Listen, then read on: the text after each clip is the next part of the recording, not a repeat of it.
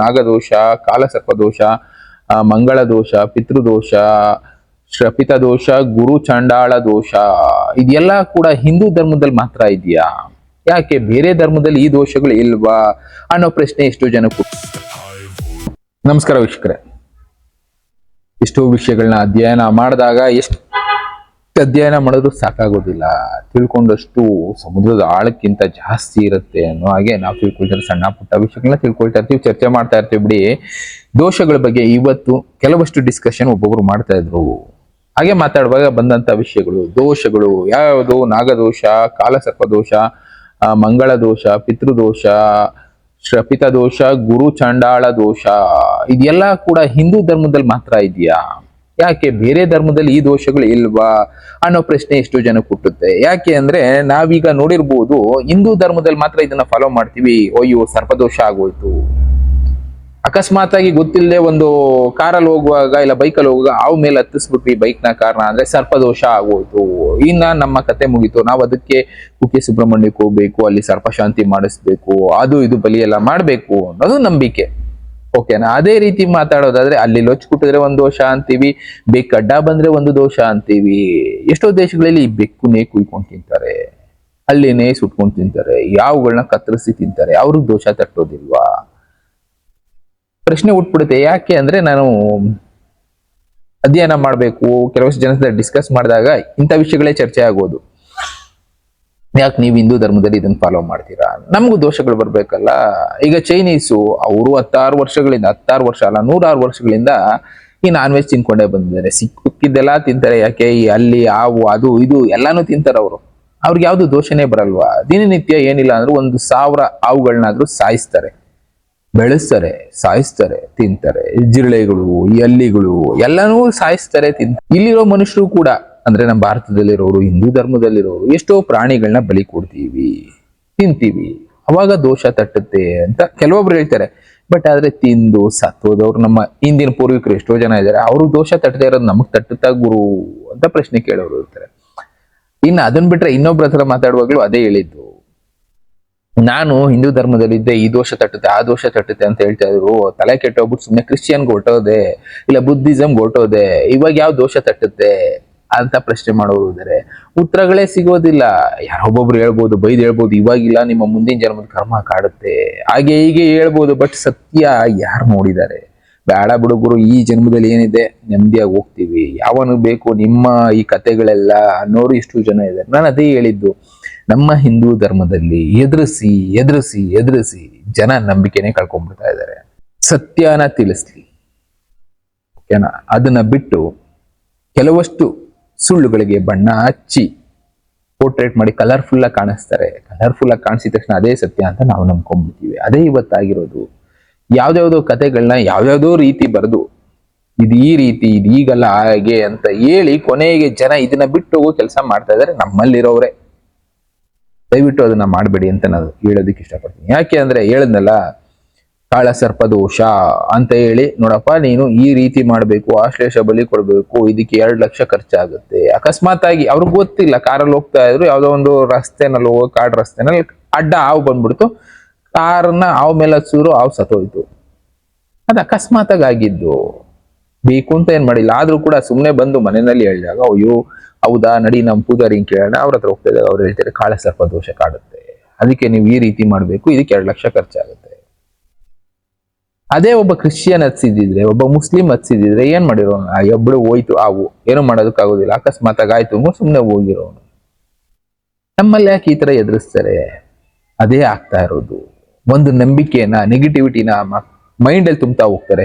ಈ ತರ ಆಗ್ಬಿಡುತ್ತೆ, ಈ ತರ ಆಗ್ಬಿಡುತ್ತೆ, ಈ ತರ ಆಗ್ಬಿಡುತ್ತೆ.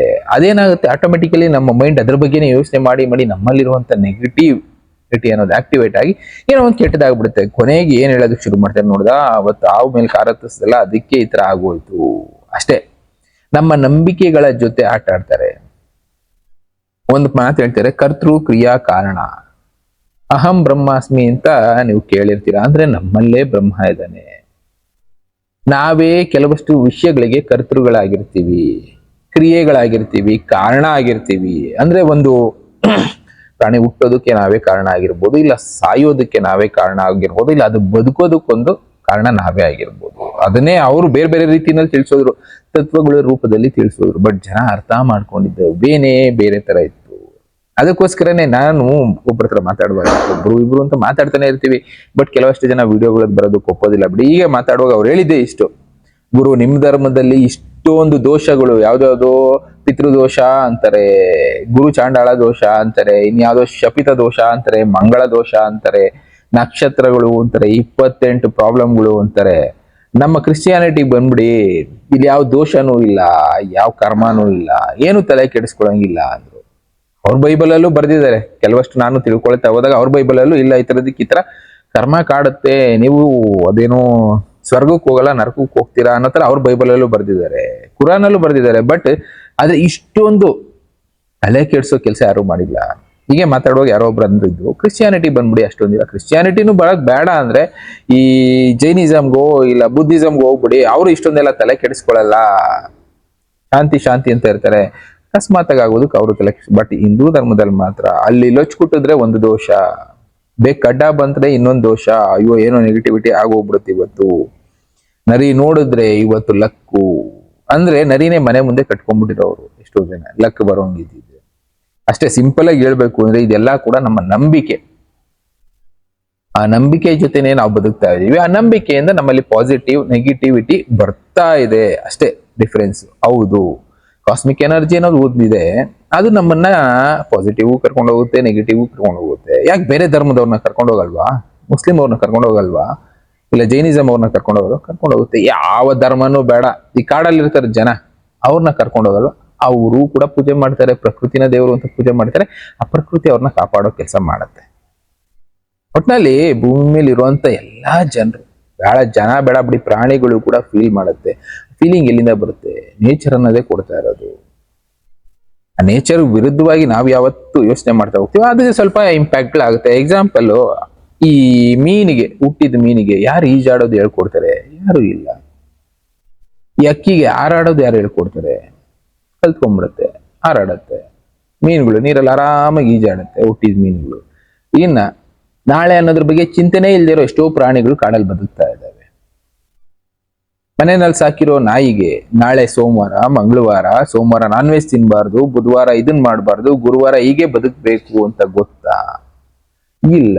ಇಂಥ ಪ್ರಶ್ನೆಗಳು ಕೇಳೋ ಎಷ್ಟೋ ಜನ ಇದ್ದಾರೆ, ಉತ್ತರ ಕೊಡೋದಕ್ಕೆ ಆಗೋದಿಲ್ಲ. ಬಟ್ ಆದ್ರೆ ಅದರಿಂದ ಒಂದು ತತ್ವ ಇದೆ ಅನ್ನೋದನ್ನ ಮಾತ್ರ ಅರ್ಥ ಮಾಡ್ಬೇಕು. ನಮ್ಮ ನಂಬಿಕೆಗಳೇ ತತ್ವಗಳಾಗಿ ಬದಲಾಗುತ್ತೆ. ಅದು ಪಾಸಿಟಿವಿಟಿ ನಮ್ಮಲ್ಲಿ ತುಂಬ್ತಾ ಹೋಗುತ್ತೆ. ಅದನ್ನ ಪೂರ್ವಿಕರು ಬರ್ದೋದು. ಧರ್ಮಗಳಲ್ಲಿ ಹಿಂದೂ ಧರ್ಮ ಹಳೇದು. ಅವ್ರೇನ್ ಮಾಡಿದ್ರು ಆಗಿನ ಕಾಲದಲ್ಲಿ, ಈ ನಕ್ಷತ್ರ ಈ ಟೈಮ್ಗೆ ಇಲ್ಲಿ ಪಾಸ್ ಆದ್ರೆ ಇದರಿಂದ ಒಂದು ಎನರ್ಜಿ ಬರುತ್ತೆ, ಆ ಎನರ್ಜಿಯಿಂದ ನಿಮ್ಮಲ್ಲಿರುವಂತ ಕೆಟ್ಟದು ಹೋಗುತ್ತೆ ಅಂತ ಬರೋದು.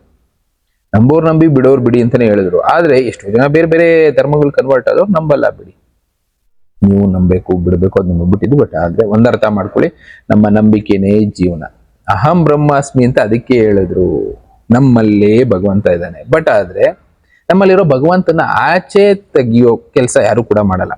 ನಮ್ಮಲ್ಲೇ ದೈವಿಕ ಗುಣ ಕೂಡ ಇದೆ, ಆದ್ರೆ ಆಚೆ ಬರೋ ಕೆಲಸ ಆಗೋದೇ ಇಲ್ಲ. ಜೀವನ ಪೂರ್ತಿ ಇದ್ರೂ ಆಗೋದಿಲ್ಲ. ಅದಕ್ಕೆ ದೇವಸ್ಥಾನಕ್ಕೆ ಹೋಗ್ತೀವಿ. ಯಾಕೆ ಅಂದ್ರೆ ಎಲ್ಲೇ ಒಂದು ಕಡೆ ನೀವು ಕುತ್ಕೊಳ್ಳಿ, ಮೈಂಡ್ ಅನ್ನೋದು ಡೈವರ್ಟ್ ಆಗ್ಬಿಡುತ್ತೆ, ಬೇರೆ ಬೇರೆ ಹಾದಿಗಳನ್ನ ಥಿಂಕ್ ಮಾಡುತ್ತೆ, ಏನೇನೋ ವಿಷಯಗಳನ್ನ ಯೋಚನೆ ಮಾಡುತ್ತೆ. ಆದ್ರೆ ಒಂದು ಭಕ್ತಿ ಮಾರ್ಗ, ಇಲ್ಲ ಒಂದು ಶಾಂತಿ ಮಾರ್ಗ, ಒಂದು ತ್ಯಾಗ ಮಾರ್ಗ ಅರ್ಥ ಮಾಡ್ಕೋಬೇಕು ಅಂದ್ರೆ ಕೆಲವಷ್ಟು ಜಾಗಗಳಿಗೆ ಹೋದ್ರೆ ಮಾತ್ರ ನಮ್ಗೆ ಅವುಗಳ ಬಗ್ಗೆ ಅರ್ಥ ಆಗ್ತಾ ಹೋಗುತ್ತೆ.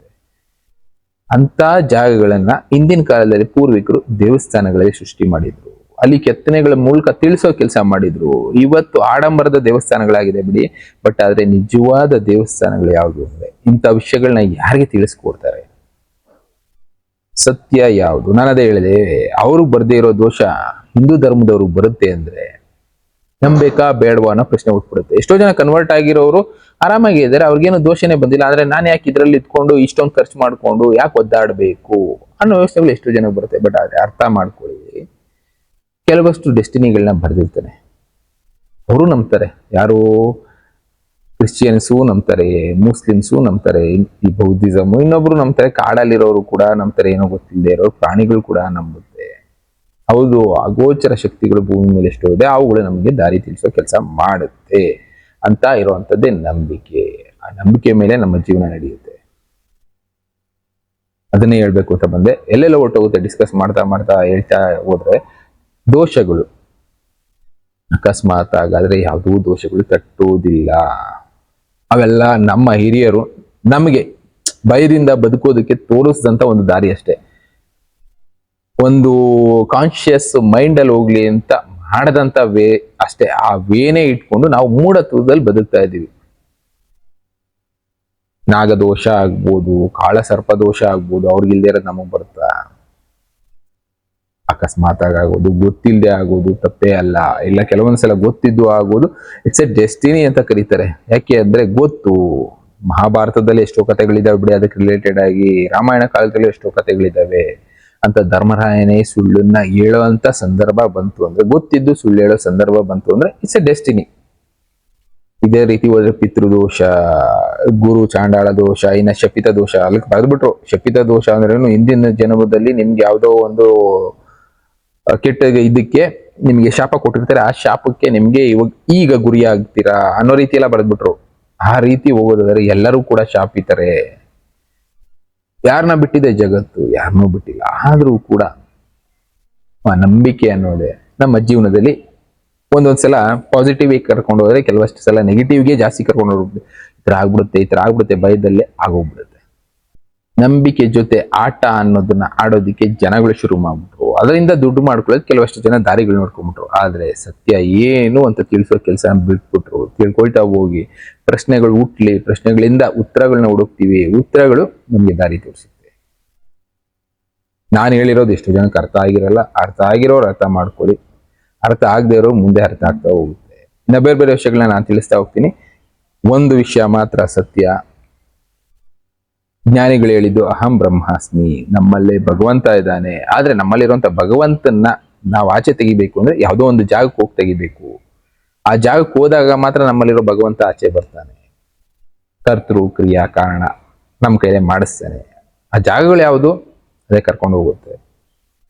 ಬನ್ನಿ ಮತ್ತೆ ಬೇರೆ ಬೇರೆ ವಿಷಯಗಳ ಜೊತೆ ಸಿಗೋಣ. Thank you. Good by.